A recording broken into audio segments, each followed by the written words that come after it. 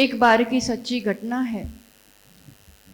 द्रोणाचार्य के साथ सभी पांडव कौरव सभी जंगल में रुके हुए थे और रात्रि विश्राम के लिए सोचा कि कोई पास के गांव में जाके रुकना चाहिए, जंगल में रहना ठीक नहीं। अब पास का गांव कैसा है, अपन जाके रुक पाएंगे कि नहीं, इतने सारे लोग। तो सबसे पहले दुर्योधन के लिए द्रोणाचार्य ने आदेश दिया कि कुछ लड्डू लेकर जाओ और लड्डू बांटना और थोड़ा सा नज़र रखना, थोड़ा पता लगाना कि वहाँ के लोग कैसे हैं, अपन लोग वहाँ रह पाएंगे कि नहीं। दुर्योधन तो गया, बहुत ज़्यादा देर भी नहीं लगी, वापस आया और अपने गुरु से कहते हैं कि बिल्कुल बेकार गांव है, कोई मतलब नहीं है, कोई अच्छा वहाँ नहीं है, अपन कहीं और देखते हैं। गुरु गुरु होते हैं। द्रोणाचार्य ने वापस एक टोकनी लड्डू दिए और युधिष्ठिर के लिए कहा कि जरा तुम थोड़ा पता करके तो आओ, समय भी नहीं है अपने पास, अपन को जाना है। युधिष्ठिर जैसे ही गए, सबसे पहले उसे एक गाय मिली। गाय तो बहुत काम की होती है, हमें दूध देती है, उसको एक लड्डू खिला दिया। फिर एक कुत्ता मिला, तो कुत्ते को देख के भी ये तो बहुत वफादार होते हैं, उसे भी एक लड्डू खिला दिया। फिर एक आगे बढ़ते बढ़ते एक झाड़ू वाला मिला, ओ ये तो पूरा गांव सफाई करता है, उसे भी प्रेम से लड्डू खिला दिया। और आगे बढ़ता गया और सब जगह लड्डू बांट के आके वो द्रोणाचार्य से कहते हैं, गुरुदेव अपन सब आराम से वहां जा सकते हैं, बहुत अच्छे लोग हैं, अतिथि सत्कार को बहुत अच्छे से वो लोग निभाना जानते हैं, चलो अपन सभी वहां जा सकते हैं। गांव तो वही है, लोग भी वही है, तो एक के लिए इतने बेकार हो गए, मक्कार हो गए, और एक के लिए बहुत सज्जन हो गए। लोग बदल गए थे, गांव बदल गया था। सबकी अपनी अपनी दृष्टि, सबका अपना अपना नजरिया हुआ करता है, और दुनिया में दोनों तरह के लोग देखे ही जाते हैं। दुर्योधन तरह के तो कोई गुरुदेव महाराज जी बहुत शांति से बैठे हैं, अब दर्शन करो, कदाचित अपने में व्यस्त है तो ऊपर उठा के देखा भी नहीं। आज ऐसे आ रहे हैं और आप लोग को ये अनुभव हो सकता है कि अपने में व्यस्त है, मस्त है, और आप नमोस्तु नमोस्तु नमोस्तु करे जाओ तो भी कदाचित ऊपर नहीं देखे, देख भी ले तो आपसे बात नहीं करे ज्यादा देर तक, सुनते रहे बस। तो दुर्योधन दृष्टि वाले होते हैं ना, आ तो कई महाराज छे, અમે આટલે દૂરથી આવ્યા, અમારી સામે જોયું પણ નહીં, હવે તો અમારે આવવાનું જ નથી, ऐसा हो जाता है। युधिष्ठिर दृष्टि के लोग कितनी शांत मुद्रा है, कितने अपने में रहते हैं, कितनी अंतरंग वृत्ति है, कितना अच्छा वैराग्य है। कितने लोग आते हैं तो भी वो अपने में रहते हैं, चलो अपन भी थोड़ी देर शांति से बैठे। होता है कहीं पर भी, समाज का अध्यक्ष हो, दुर्योधन तरह के लोग होंगे, हो बहु मोटो, सब अपनी अपनी चलाते हैं, अपनी अपनी दिखाते हैं, दो पैसे निकलते तो है नहीं जेब से। और वो युधिष्ठिर दृष्टि के लोग होंगे तो नहीं, बहुत अच्छे हैं बाबूजी, कितना समय देते हैं अपना, अपन तो इतना समय दे ही नहीं पाते। कुछ भी बात होती है पहले अपना नंबर लिखाते, अपने से जेब से निकाल। व्यक्ति वही के वही है, दुनिया वही है, लोग वही है, बस इसमें अपना नंबर कहाँ आता है। आज का दिन अपने आप को अंक देने का दिन है, नंबर देने का दिन है। अभी तक जिन गुणों की बात की हम सबने, कि सम्यक दृष्टि निशंक होता है, शंका नहीं करता है भगवान पर, गुरुओं पर, मोक्ष मार्ग पर, अपने आप पर। शंका की कि वही वो कभी आगे बढ़ ही नहीं पाएगा। निशंक होता है, निकांक्ष होता है, कोई संसार की इच्छा नहीं रखता है भक्ति के बदले। निर्विचिकित्सक, दूसरों के ग्लानि भाव, जुगुप्सा भाव नहीं होता है, सेवा भाव होता है। कल कौन सी बात की थी अपन ने? अमूढ़ दृष्टि, मूढ़ता नहीं होती है, बस अंधाधुंध देखा देखी करते जाना, क्या कर रहा क्या नहीं, होश पूर्वक करता है। पर ये सब जितनी भी बातें, जितने भी गुणों की अपन ने चर्चा की, ये सब भावनात्मक है, ये सब अंतरंग परिणाम से जुड़े हुए हैं। आपकी श्रद्धा कितनी पक्की है, आपके भीतर कितनी इच्छाएं पड़ी है, किसी के लिए क्या सेवा भाव है, कितनी मूर्ताएं पड़ी है, ये अंतरंग परिणाम है। अब जो आज से चर्चा होगी और ये जिस गुण की बात हो रही है, ये प्रैक्टिकल धर्म है। प्रैक्टिकल आप कितने धर्मात्मा हो, आप कितने उस धर्म को जिया है, कितने खरे उतरते हो, धर्म की सच्ची परीक्षा क्या। कोई भी अगर दुनिया में थोड़ा बहुत भी बुरा नजर आता है, किसी का दोष नजर आता है, किसी के दोषों की चर्चा की जाती है, तो समझ लेना कि अभी सम्यक, अभी निर्मलता इतनी बड़ी नहीं है। उपगुहन करना, क्या कहते हैं आचार्य भगवान? उपगुहन, ढकना। किसी के दोषों को अगर दिख भी जाए, पता चल भी जाए, तो क्या करना? उद्घोषित। एक होता है उपगुहन करना, एक होता है उद्घोषित करना। क्या करना? क्या करना चाहिए? किस में कमी नहीं होती है बताओ, किस में अवगुण नहीं होते? दुनिया में कौन परफेक्ट, कौन है 100% परफेक्ट? भगवान के अलावा और कोई भी 100% परफेक्ट नहीं है, 100% गुणवान नहीं है। कम ज्यादा सब में होने वाला है, चाहे हम हो चाहे आप। पर ऊंट दृष्टि वाले होते हैं ना, ऊंट, वो कहता है बगुले के पांव टेढ़े होते हैं, हाथी के दांत टेढ़े होते हैं, ये वृक्ष उसकी तो डालियां ही टेढ़ी है, तोते की नाक टेढ़ी है। सबका एक एक एक एक टेढ़ापन नजर आ जाता है, पर खुद के 17 अंग टेढ़े हैं। कमी किसको दिखती है? जिसमें खुद कमी होती है। ये सबसे पहला नियम और सिद्धांत है। अगर किसी की कमी दिख रही है, किसी के दोष दिख रहे हैं, मतलब मुझ में तो उससे भी ज्यादा कमी और दोष है, इसलिए मेरी नजरों से मुझे दूसरों के दोष और कमी दिख रही है। उसके बिना नहीं दिखती है। भगवान को अपन दोषी नहीं नजर आते, अपने में कमी नहीं दिखती, झलक रहा है सब उनके ज्ञान में, पर ऐसे पॉइंट आउट नहीं करते हैं दोष को। क्यों दिखता है दोष? क्योंकि मुझ में भी कहीं ना कहीं दोष है, और उसमें खुद के अवगुणों को ढकना, खुद की उस कमी को छिपाना, और दूसरों से मैं बेहतर हूं, मैं अच्छा हूं, इस चीज को बताने के लिए हम बहुत रस लेते हैं दूसरों के दोष, दूसरों की निंदा में, क्योंकि उसको कमी बताया मतलब मैं उससे बेहतर हूं। ये चढ़ाई करना दूसरों पे, अपने आप को कहीं ना कहीं मेरे कमी को मैं नहीं पचा पा रहा हूं, नहीं बता पाना चाहता हूं, इसलिए दूसरों के उसमें इतना आनंद आता है। कहना बहुत सरल है, भाव रहे नित, गुण ग्रहण का भाव रहे नित। किसकी भावना है ये? हाँ, मेरी भावना बहुत मार्मिक है, एक एक पंक्ति को जी लिया।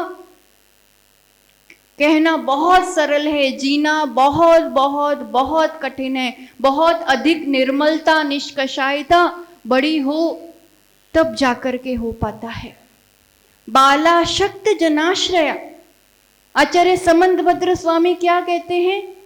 कोई बाल, कोई अशक्त है, कोई अज्ञानी है, किसी की श्रद्धा डगमगा जाए, कोई थोड़ा कमजोर पड़ जाए, होता है, कर्म का उदय वैसा आ जाए, किसी रूप से कदाचित कहीं कोई कमजोर पड़ जाए, गिर जाए, गिरना उठना ये तो क्रम है, पर गिरने पर हंसी उड़ाना ये बहुत बड़ी गलती। हो जाना गलती नहीं है, किसी की गलतियों को बताते फिरना, अपनी गलती को नहीं स्वीकारना, ये दुनिया की सबसे बड़ी गलती है।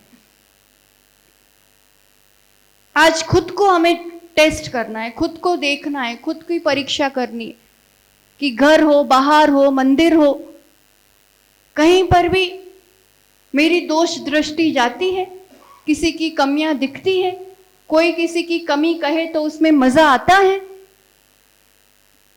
आता है। आता है ना, चार लोग कहीं किसी की कमी बताए, कहीं कुछ बात चले तो अपन और जुड़ जाते, और चर्चा चलती रहती, पता ही नहीं चलता समय कहाँ चला जाए। आचार्य भगवान कहते हैं कि एक मछली खराब हो, फल की टोकनी में एक आम खराब हो, पूरी टोकनी फेंक देते हैं, क्या करोगे? सड़ा हुआ एक आम अलग करेंगे। किसी की कुछ कमी है तो उस उतनी कमी को दूर करेंगे, वो पूरी आत्मा, पूरा जीवन, पूरा व्यक्तित्व खत्म खराब नहीं हो जाता। इतने महान ज्ञानी लोग भी हैं समाज में कि आज के समय में तो शिथिलाचारी मुनि होते हैं, इसलिए इस पंचम काल में मुनि होते ही नहीं है।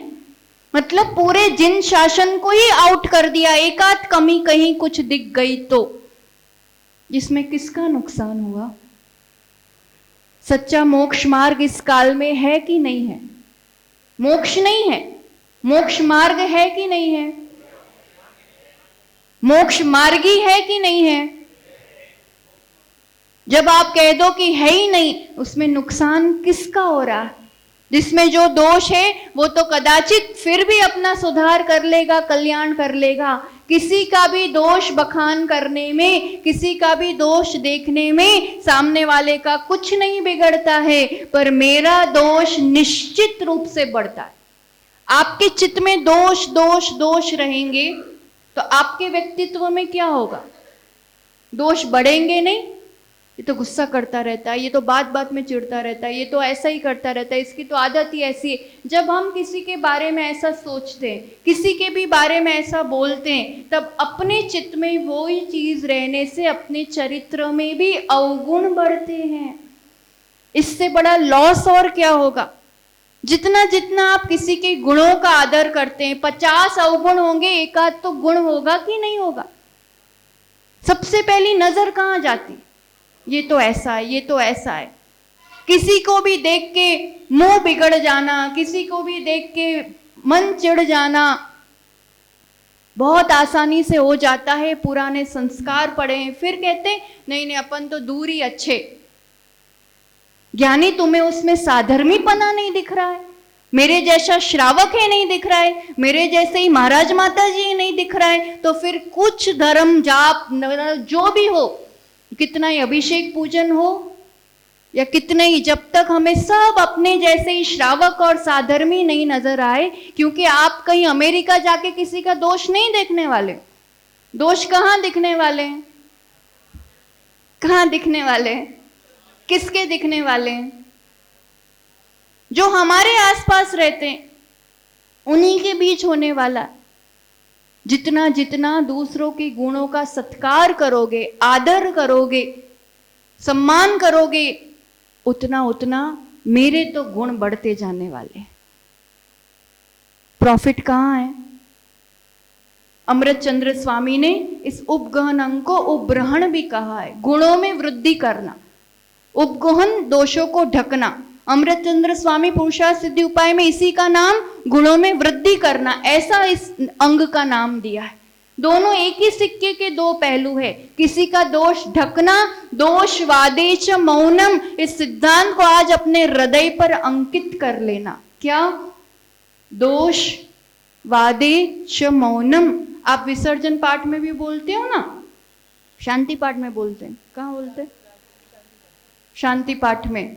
शास्त्रों का हो पठन सुखदा, दोष ढांकू सभी का, बोलते हो ना।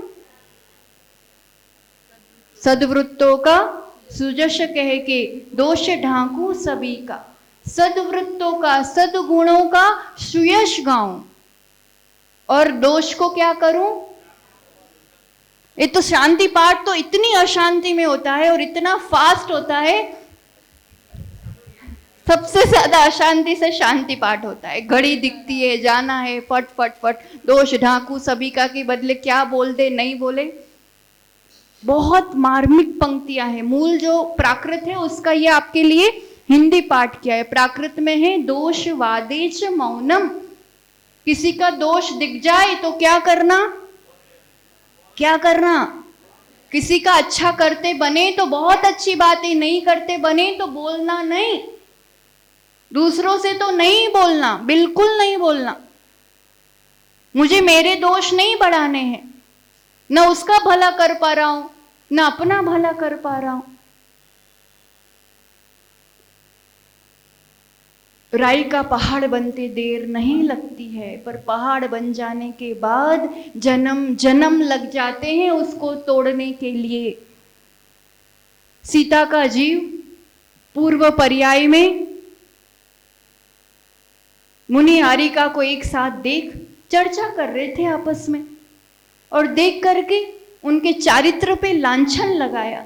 गांव में जाके सबको कहने लगे कि बताए ऐसे बैठे थे, ऐसे बात कर रहे थे, वो तो ऐसे ही है, चारित्र ठीक नहीं है।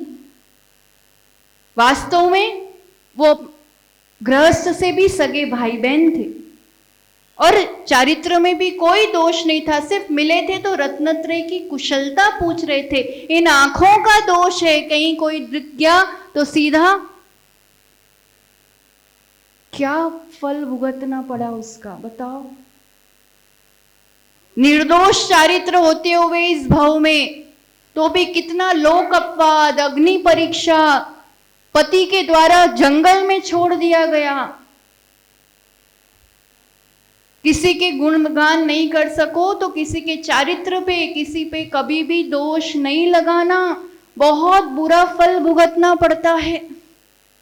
पेज चलते हैं आजकल तो, इंस्टा के आ गया, यूट्यूब और ये सब, कहने को जैन नाम लिखते हैं पीछे, श्राविका या जो भी कहलाते हो, विशेष रूप से कहीं किसी मुनि के बस पॉइंट मिलना चाहिए और उसका बड़ा बखान करके, और वैसे नाम क्या लेना अच्छा नहीं लगता है, समझने वाले समझ गए होंगे अगर जानते हैं तो। विशेष रूप से अमुक पंथी साधु और अमुक ये कार्य साधु और अमुक वो कार्य साधु। साधु का कुछ नहीं बिगड़ रहा है, वो अपने साथ क्या कर रहे हैं उनको थोड़ा भी होश नहीं है। दया आती है ऐसे जीवों पर कि क्या कर्म बांध रहे हैं। और इस टाइप का कभी कोई न्यूज मिले, कभी कोई ऐसी रील आए, कभी कोई ऐसा व्हाट्सएप मैसेज आए, तुरंत डिलीट करना, भूल से भी कहीं फॉरवर्ड नहीं करना, अनुमोदना नहीं करना। हमें नहीं पता है उस जीव की क्या परिस्थिति थी, कब, क्यों, कैसे, क्या हुआ, क्या किया, कुछ नहीं पता है। आंखों देखा हो तो भी दोष ढकने की बात की है, तो ये तो सुनी सुनाई बातें। सुनी सुनाई बातों में तो कभी भी भूल से भी अनुमोदना, निंदा, किसी से चर्चा, कुछ नहीं। यहां से भी डिलीट, यहां से भी डिलीट, सब जगह से तुरंत क्या करना, क्या करना। किसी के कचरा का डिब्बा थोड़ी है कि किसी के भी दोष अवगुण बस अंदर स्टोर करते रहेंगे, कोई भी निंदा करे तो सुनते रहेंगे। इतने पक्के तो बन जाओ कि मेरे आसपास कोई किसी की भी निंदा करता हो, चाहे कोई श्रावक हो, चाहे मुनि हो, चाहे कोई जिसे से लेना देना नहीं, किसी की भी कोई निंदा करता हो तो मैं सुनूंगा नहीं। भाई अपन कुछ और बात करते या फिर वहां से अलग हो जाओ, निकल जाओ। इतना कर सकते? कौन कौन करेगा इतना? पक्का? तो आपके 100 अंक आ जाएंगे धर्म में, क्योंकि दोष देखोगे नहीं, गुण देखते जाओगे तो गुण बढ़ते जाएंगे, और गुण बढ़ते जाएंगे तो गुणवान ही तो भगवान है। भगवान कोई अलग से थोड़ी कोई पीस है। समझ में आ रहा है? एक प्रसंग के साथ, आचार्य भगवान का जीवन इतनी छोटी वय में, और गुण का बखान करते जाओ तो कल सुबह भी हो जाए तो कम नहीं पड़ेगा। कैसे इतनी गुणों में वृद्धि कर ली? जिसका अनुभव है वो जानते हो, नहीं है वो अब समझ पाएंगे कि 2 बैठे हो, 4 बैठे हो कि भरी सभा हो, कभी भी उनके मुंह से किसी के लिए बुराई, किसी के लिए निंदा निकलती ही नहीं है कि वो ऐसा, ये ऐसा। किसी को नीचा दिखा के खुद को अपना बड़ा बनाना या खुद को अपने आप को अच्छा बताना, कभी नहीं। उनके जीवन का सूत्र है, ना किसी से ईर्ष्या, ना किसी से होड़, मेरी अपनी मंजिल, मेरी अपनी दौड़। गजब का चमत्कारी सूत्र है। ईर्ष्या के कारण ही अवगुण और निंदा दिखती है, दोष दिखते। न ईर्ष्या, न किसी से होड़, मेरी मंजिल है, मुझे दौड़ना है अपने तरीके से, अपने रास्ते पर, और बढ़ते जाना है।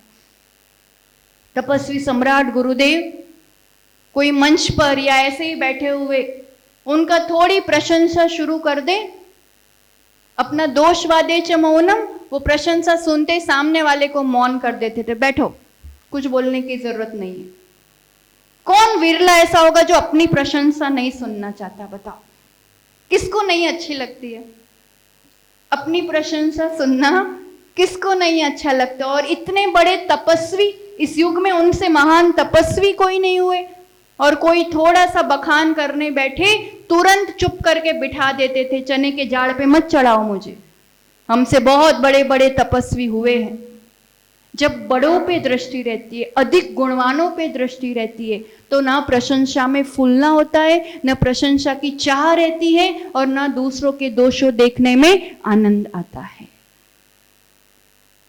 जिन शासन पवित्र है, रहा है, रहेगा, उस पवित्र शुद्ध जिन शासन पर भरोसा रखो, और उसमें कदाचित कर्माधीन कोई भी परिस्थिति से कदाचित किसी से त्रुटि हो जाए। जिनेंद्र भक्त प्रसिद्ध हुए ना उपगोहन अंग में, उनके घर पे एक चोर ब्रह्मचारी की अवस्था में मणि चुरा के ले जाता है, सारे सिपाही पीछे दौड़ते हैं, पकड़ो पकड़ो पकड़ो।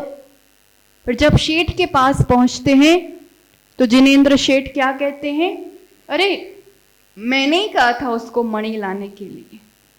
क्यों कहना पड़ा ऐसा,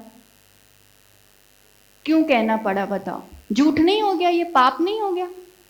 शेठ ने तो नहीं कहा था उनको मणि लाने के लिए, उस व्यक्ति ने चुराया ही था उसको ब्रह्मचारी के वेश में, झूठ नहीं हो गया, पाप नहीं लगा? क्यों कहा ऐसा? अगर उस समय वो उस रूप में कौन बदनाम होता? ब्रह्मचारी का वेश। और वो पर्टिकुलर एक ब्रह्मचारी नहीं बदनाम हो रहा है, जिन शासन बदनाम हो रहा है।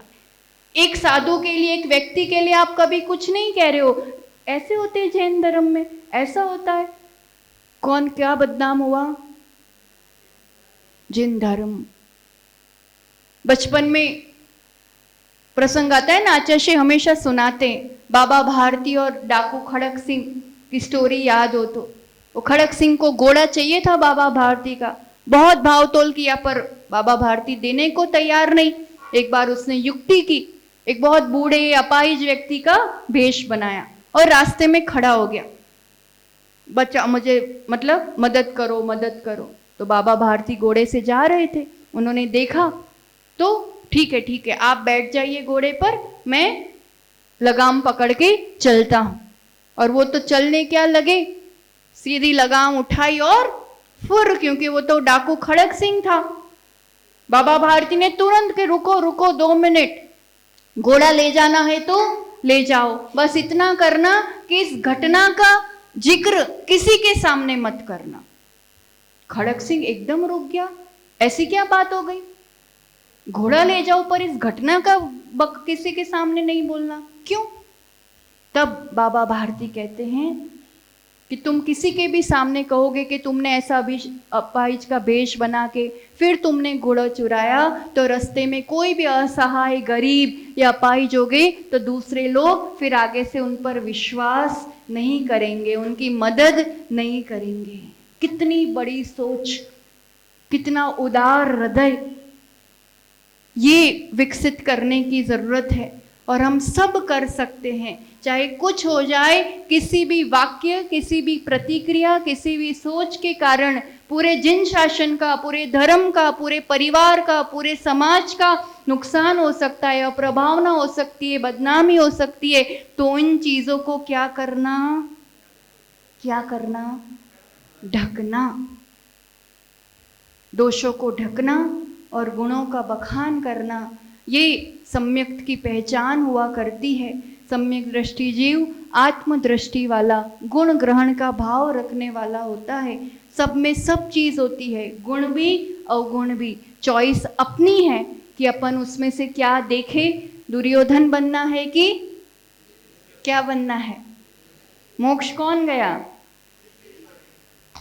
तो जिसको जहां जाना है उस हिसाब से अपना मार्ग तय कर ले, अपना चुनाव कर ले जीवन में। आंखें सबके पास वही है, दृष्टि वही है, बस नजरिया अपना, दृष्टि चश्मा ऐसा कोई दुकान पे मिल जाए कि कहीं अवगुण नजर ही नहीं आए और गुण ही गुण नजर आए। एक आध जैनी एक दुकान तो खोलो ऐसी कि वैसे चश्मे मिले कहीं पर।